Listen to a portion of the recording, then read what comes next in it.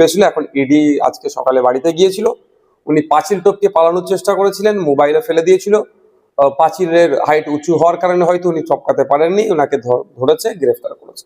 তো আমি দাবি তুলেছি একটা, যে আমাদের দাবি মানতে হবে, পাঁচিলের হাইট কমাতে হবে রাজ্য সরকারকে।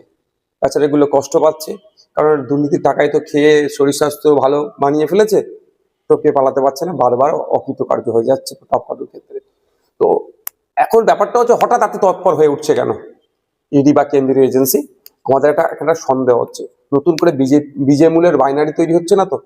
যে বিজেপি তৃণমূলের যে বাইনারিটা আমরা ক্রমশ ভাঙতে পেরেছিলাম, মানুষ বুঝতে পেরেছিল যে কিভাবে আমাদের বাড়ির মেয়ে তিলোত্তমাকে খুন করার পরে সিবিআই কেসটা হাতে নেওয়ার পরেও যেন একটা ঝিমিয়ে চলছিল, যথাসময়ে চার্জশিট না দেওয়ার ফলে জামিন পেয়ে গেল সন্দীপ ঘোষেরা।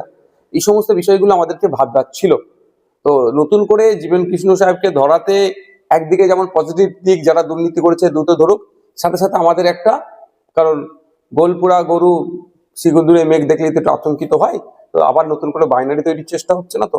আমরা চাই এই দুর্নীতির সাথে রাঘব বোয়াল গুলোকে খুঁজে বার করুক। এই চুনোপুটি গুলোকে ধরলে হবে না। এরা টাকাগুলো তুলে কোথায় পাঠাতো, কাদের কাছে টাকাগুলো দিত? এদের ক্ষমতা নেই সব টাকাটা হজম করার। যদি ক্ষমতা থাকতো সব টাকাটা হজম করার, তাহলে ওকে ওকে অ্যারেস্ট হতে হতো না।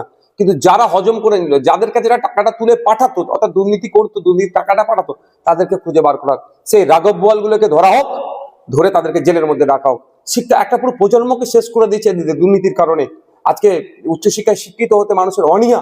আপনি খোঁজ নিয়ে দেখুন, ক্যালকাটা ইউনিভার্সিটির কথা যদি বলি, প্রায় 50% সিট এখনো খালি রয়ে গেছে, অর্থাৎ ভর্তি হয়নি। কেন? কারণটা কি?